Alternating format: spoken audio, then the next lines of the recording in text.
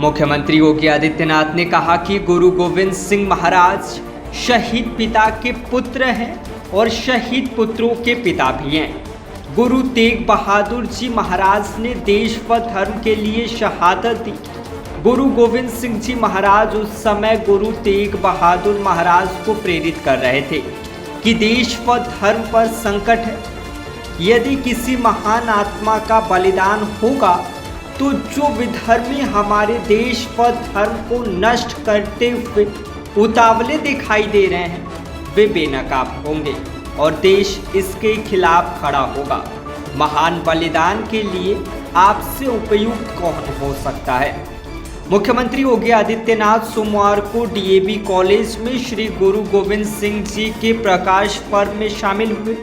CM Yogi Adityanath ने समागम में आए हुए बच्चों का कुशल क्षेम जाना और चॉकलेट टॉफी वितरित किया। उन्होंने कहा कि 26-27 दिसंबर को पूरे देश ने गुरु गोविंद सिंह महाराज के चारों साहिबजादों बाबा अजीत सिंह, बाबा जुझार सिंह, बाबा जोरावर सिंह और बाबा फतेह सिंह के साथ जुड़ते हुए उनकी स्मृतियों को नमन किया और मां गुजरी के प्रति श्रद्धा व्यक्त की। जिस प्रदेश में पहले 100 नौकरी निकलती थी, 10 लाख लोग एप्लीकेंट होते थे, आज उस प्रदेश में जब निवेश आता है 40 लाख करोड़ का तो अपने साथ 1.25 करोड़ नौकरी की गारंटी भी देता है। ये बदली हुई जो परिस्थितियां हैं, इसकी नींव में सुरक्षा और कानून व्यवस्था की बेहतर स्थिति कारण है, लेकिन इसके लिए हम लोगों ने अपने जवान भी खोए हैं और इसीलिए प्रदेश सरकार ने 2017 में आने के बाद अपनी एक पॉलिसी भी बनाई। पॉलिसी बनाई कि कोई जवान सुरक्षा और कानून व्यवस्था की स्थिति को बनाए रखते हुए शहीद होता है तो उसके परिवार का जिम्मेदारी सरकार लेगी। और सेना हो, अर्धसेना हो या पुलिस बल के जवान हो, हमने इसके लिए तमाम रिफॉर्म किए।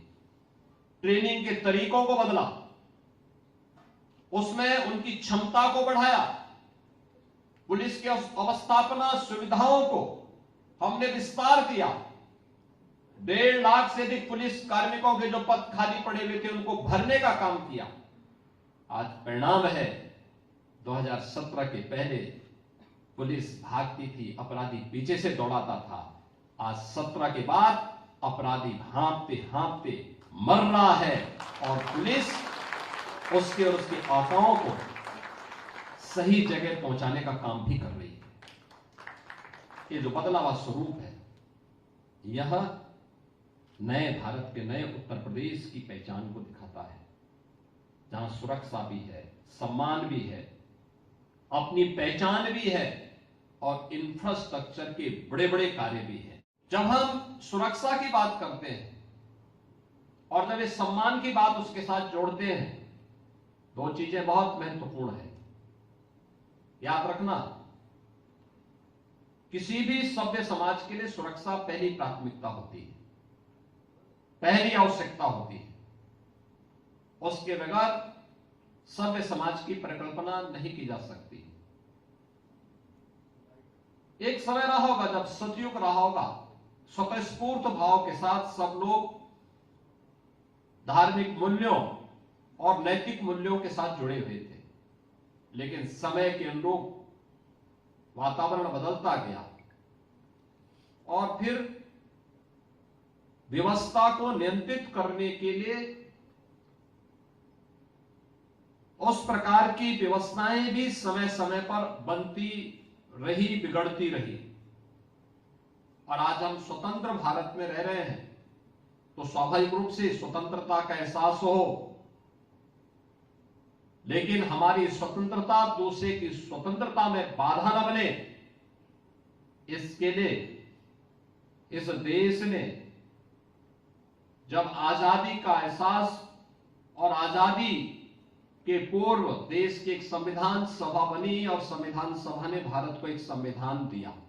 बाबा साहब भीमराव अंबेडकर ने संविधान के शिल्पी के रूप में जो संविधान हमें दिया, इसके अनुसार सुरक्षा की पहली शर्त सुशासन है और उस सुशासन की स्थापना के लिए जो जवान दिन रात एक करके कार्य करते हैं, लगे रहते हैं, उनको सम्मान देना ये वास्तव में अपने राष्ट्रीय दायित्वों का निर्वहन करने जैसा है और आज कार्य आईटीबी यहां पे कर रहा है। कुंभ का क्षेत्र विस्तार दिया गया है। याद रखना, इस अवधि में उतने श्रद्धालु प्रयागराज में आएंगे जो दुनिया की तीसरी बड़ी आबादी के बराबर होगा। 40 करोड़ से अधिक श्रद्धालु प्रयागराज में आएंगे। 12 से 15 किलोमीटर के घाट बनाए गए हैं। एक दिन में 10 करोड़ श्रद्धालु भी आ गए तो वह आसानी से त्रिवेणी में, मां गंगा, यमुना और सरस्वती की त्रिवेणी में वहां पे डुबकी लगा करके पुण्य प्राप्त करने के अधिकारी हो सकते हैं। कोई समस्या नहीं आएगी। स्वच्छ कुंभ है, इसके लिए 0 लिक्विड डिस्चार्ज पूरे सिटी के अंदर, पूरे कुंभ क्षेत्र में 1.5 लाख से अधिक शौचालय बनाए गए हैं, लेकिन लिक्विड डिस्चार्ज एक से भी नहीं होगा। जैसे कोई एयरपोर्ट का या किसी एरोप्लेन में आप जाते होंगे, उसमें वहां के टॉयलेट को देखते होंगे, यह व्यवस्था आपको कुंभ में उन 1.5 लाख शौचालयों में भी देखने को मिलेगी। बड़े पैमाने पर वहां पर श्रद्धालु जनों का 40 करोड़ से अधिक श्रद्धालु आएंगे। 10,000 से अधिक संस्थाओं को वहां पे भूमि आवंटन की कार्रवाई युद्ध स्तर पर की गई है। देश के और दुनिया का हर व्यक्ति प्रयागराज आने के लिए उत्सुक है और इस पूरे कार्यक्रम को पूरी भव्यता के साथ, पूरी दिव्यता के साथ एक डिजिटल कुंभ के रूप में प्रस्तुत करने के लिए प्रधानमंत्री मोदी जी की मार्गदर्शन में उत्तर प्रदेश सरकार पूरी प्रतिबद्धता के साथ आगे बढ़ रही है। कुंभ का डिजिटल मैप देखना हो आपको मिल जाएगा। कुंभ को स्वच्छता के मानक पे आपको परखना हो आपको पता लग जाएगा। कुंभ क्षेत्र में प्रवेश करेंगे ही तो आपका चित्र पहले ही हमारे सामने आ चुका होगा कि आप भी प्रवेश कर रहे हैं कुंभ में।